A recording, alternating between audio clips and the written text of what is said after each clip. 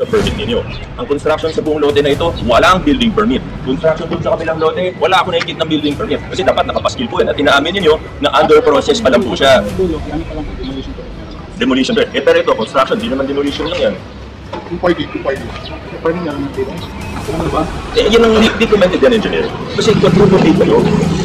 Hindi naman namin kayo pinahihirapan. In fact, sabi ko nga kanina kay compliance officer, may kontrata pa kaya kayo sa LGU. Tanungin niyo yung mga gumawa sa Red Forest, may kontrata kayo, walang problema. Hindi namin kayo kinakaaway, hindi namin kayo hinaharas. Kahit na yun yung laging sinasabi ng owner ninyo, hindi totoo yun. Ang problema, hindi kayo pati mga witness, wala naman permit nyo eh. Illegal yung ginagawa ninyo. Kung legal kayo, walang problema. Kaso illegal yung ginagawa ninyo.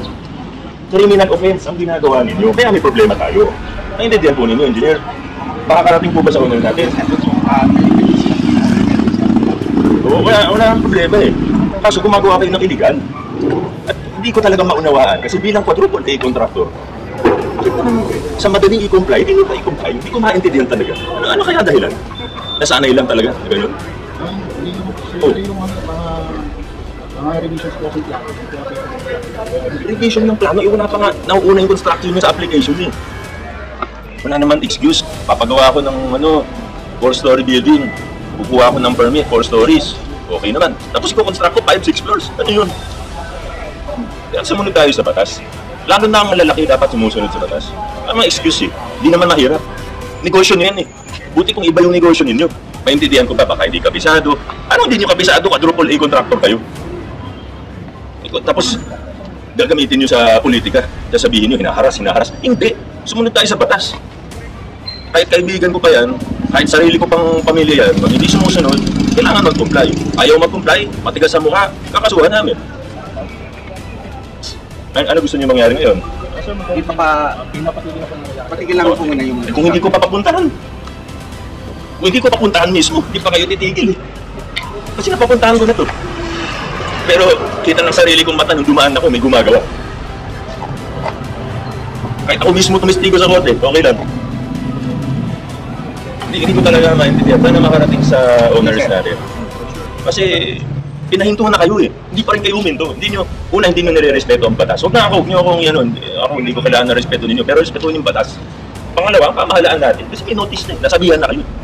Buti kung patulog-tulog kami, hindi namin pinapansin. Sige, ibang kaso yun. Pero hindi. Sinabihan na naman kayo. Anyway, yun muna. Sana makarating sa owner natin. Tayo, wala tayong pinahihirapan. In fact, ako na nagsasabi, kung magkaroon kayo ng problema sa building official, kung lehitimo, legal, kumukuha kayo ng permit, nahirapan kayo, ako mismo tutulong sa inyo. Pero huwag kayong gumawa ng illegal. Maayos naman pagkakan, maunawaan niyo po ano? Ay, hindi sir, ito, Boss, hindi yan 6 stories ba yan? 7? 5 lang. Oh, pero yung permit Yung ko sir, for na-apply na Okay, so walang permit yung fifth floor niya. Oh, malinaw sinasabi niya, walang permit yung fifth floor. In-applyan nila 4 floors, itong building pa lang po ito, hindi pa kasama itong mga to. Bakit gano'n ang nangyari? Ina-apply na po namin sir. Pare, compliance ka, dapat marunong ka. Pag nagbibid kayo sa city, walang problema, kayo manalo, go, walang problema. Hindi kayo hinaharas, hindi kayo pinahihirapan. Pero, nagtataka ako sa inyo. Kasi, di ba triple A kayo? Quad A, o di lang pala triple A. Quadruple A pala kayo. Kayo isa sa pinakamalaking contractor sa buong Pilipinas. Sa sarili ninyong syudad, hindi kayo mga permit. Bakit gano'n? Ito, pare, anong permit niyan? Sir, ano nga, may building permit. Meron building permit. Ilang floors yung na-apply na yung building permit? 4. Ilang floors yan, pare? Sir, ito na, for all of Ano una? Permit o contractor? May permit na po, may building permit. So, kukuha ka ng permit na 4 floors, tapos magtatayo ka ng Ay, hindi sir, ito, Boss, hindi yan 6 stories ba yan? 7? 5 lang sa 5. Oh, pero yung permit Yung yung 4. sir, for na-apply na namin po. So walang permit yung 5th floor niyan. Oh, malinaw sinasabi niya, walang permit yung 5th floor. In-applyan nila 4 floors, itong building pa lang po ito, hindi pa kasama itong mga to. Bakit gano'n ang nangyari? Ina-apply na po namin sir. Pare, compliance ka, dapat marunong ka. Ano una, permit o construction? Ano na una, permit o construction? Familiar ka sa building code, compliance officer ka. Anong offense po yun? Di ba criminal offense yun? So, ngayon, kailangan ko kayo kasuhan, kundi hindi ko ginagawa trabaho ko. Ito, may permit na to, wala. Ongoing na po sir. Ano una dapat pare? Construction o permit? Permit po. Dito, ano na una? Construction o permit? Construction. Oh, malinaw wala akong, di natin hinaharas to. Lumalabag kayo sa batas. Sana makarating naman sa mga owner. Sino ba owner nito? Sir, Pacific siya. Bisaya. Pakisabi naman, hindi ko sila kilala. Wala akong, hindi ito personal. Pero, nakailang sabi na kami. Noong una naman nagsasabi kami ng maayos. Nagno-notice kami ng maayos. Pinapatawag namin kayo ng maayos. Ba't ayaw nyo tumigil? Ipakita lang ang sarili kong mata. Ongoing yung mga construction, pati din sa kabilang lote. Wala kayong mga permit. Bakit? Nahihirapan ba kayo sa upo? Kasi kung nahihirapan kayo, may ba sa inyo ng lagay? Wala naman. Kung meron, sumpong nyo sa akin, di ba? Kami may kasalanan nun. Sumpong nyo, a-actionan ko yan. Pero, ito, ano dahilan? Hindi mo alam. Sino kaya makakasagot sa akin? Oo, sir, narinig niyo ba yung sinabi ko sa kanya? Bakit po ganun ang ginagawa ninyo? Sir, bilang quadruple A contractor, alam niyo ang lahat ng batas, alam niyo ang lahat ng proseso. Bakit hindi po kayo sumusunod? Ang alam ko sir, bali ano na lang boss kami na Sir, kung anong tinanong ko sa kanya, yun din po tatanong. Kilala mo na kayo, sir? Harvey lang. Ano po kayo, sir? Engineer po kayo? O engineer pa kayo, dapat kabisado niyo ang lahat. Sa batas po, ano po una? Construction o permit? Permit. Dito po, fifth floor natin. Ano po na una? Construction o permit? Construction na una. Dito po, sir. Ano po na una? Construction o permit? Sorry, may ongoing, pero ongoing dito yung Nasaan yung permit? ito po sir, Hindi apply. Actual permit ang pinag-uusapan natin. Sir, ganito po. Kung nag-apply kayo ng permit at nagkaroon kayo ng problema, pinahirapan kayo, mali yung proseso namin. Sundin nyo sa malinaw. Una, ang permit sa construction. Failure to comply, failure to get a permit bago mag-construction, hindi lang po yan basta bawal. Criminal offense po yan. Criminal po yan, sir. Bilang engineer, alam nyo po yan. Hindi po ako nag-iimbento dito, alam nyo po yan. Ngayon, inaamin nyo sa akin na yung construction ng fifth floor hindi kasama sa permit ninyo. Ang construction sa buong lote na ito, walang building permit. Construction dun sa kabilang lote, wala ako nakikita ng building permit. Kasi dapat nakapaskit po yan. At inaamin ninyo na under process pa lang po siya. Tulog, ano pa lang po, demolition permit. Demolition permit. Pero ito, construction, di naman demolition lang yan. Yung party. Party meron na rin. Ano ba? Yun ang hindi ko maintindihan, engineer. Kasi quadruple A kayo. Hindi naman namin kayo pinahihirapan. In fact, sabi ko nga kanina kay compliance officer, may kontrata pa kaya kayo sa LGU. Tanungin niyo yung mga gumawa sa rainforest, may kontrata kayo. Walang problema. Hindi namin kayo kinakaaway, hindi namin kayo hinaharas. Kahit ayun yung laging sinasabi ng owner ninyo, hindi totoo yun. Ang problema, hindi kayo pati yung mga waiting shed, wala naman permit yun. Illegal yung ginagawa ninyo. Kung legal kayo, walang problema. Kaso illegal yung ginagawa ninyo. Criminal offense ang ginagawa ninyo. Kaya may problema tayo. Naintindihan po ninyo, engineer. Makakarating po ba sa owner natin? Wala nang problema eh. Kaso gumagawa kayo ng illegal.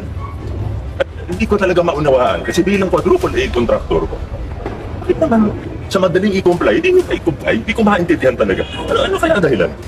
Nasanay lang talaga. Gano'n? Hindi naman po. Kasi yung mga revision po lang. Revision ng plano, wala pa nga nauuna yung construction nyo sa application eh. Wala naman excuse. Papagawa ako ng 4-story building. Kukuha ako ng permit, 4 stories. Okay naman. Tapos ko-construct ko 5-6 floors. Ano yun? Kaya sumunod tayo sa batas. Lalo na ang malalaki dapat sumusunod sa batas. Kaya mga excuse eh. Di naman mahirap. Negosyo nyo yan eh. Buti kung iba yung negosyo ninyo. Maintindihan ko ba? Baka hindi kabisado. Paano hindi nyo kabisado? Quadruple A contractor kayo. Tapos, gagamitin nyo sa politika. Sasabihin nyo, hinaharas. Hindi. Sumunod tayo sa batas. Kahit kaibigan ko pa yan, kahit sarili ko pang pamilya yan, pag hindi sumusunod, kailangan mag-comply. Ayaw mag-comply, patigas ang mukha, kakasuhan namin. Ano gusto nyo mangyari ngayon? Patigil lang po na yung... Kung hindi ko pa papuntahan. Kung hindi ko papuntahan mismo, hindi pa kayo titigil. Kasi napapuntahan ko na to. Pero kita ng sarili kong mata, dumaan ako, may gumagawa. Kahit ako mismo tumistigo sa korte, okay lang. Hindi ko talaga maintindihan. Sana makarating sa owners natin. Kasi pinahinto na kayo eh. Hindi pa rin kayo huminto. Hindi nyo nire-respeto ang batas. Huwag nyo akong yan. Ako hindi ko kailangan na respeto ninyo. Pero respetuhin yung batas. Pangalawa, ang pamahalaan natin. Kasi may notice na eh. Nasabihan na kayo. Buti kung patulog-tulog kami, hindi namin pinapansin. O sige, ibang kaso yun. Pero hindi. Sinabihan na naman kayo. Anyway, yun muna. Sana makarating sa owner natin. Tayo, wala tayong pinahihirapan. In fact, ako na nagsasabi, kung magkaroon kayo ng problema sa billing official, kung lehitimo, legal. Sinabi ng isang senador, ako na hindi ako naniniwala na wala kayong contact sa DPWH. Magkano binibigay mong porsyento o advance sa mga taga-DPWH para mabigyan ka ng proyekto? Sagot ni Diskaya, wala po akong binibigyan sa DPWH po. Wala po akong kausap talaga. Pero hindi kumbinsido ang senador at bumanat, baka may pakita akong sulat sa'yo. At the end of the day, pag nagsinungaling ka, ipapakita ko yung sulat mo. May nagtanong pa, umaabot ba hanggang 40%? Sagot ulit ni Diskaya, wala po akong sa DPWH, wala po akong kausap talaga.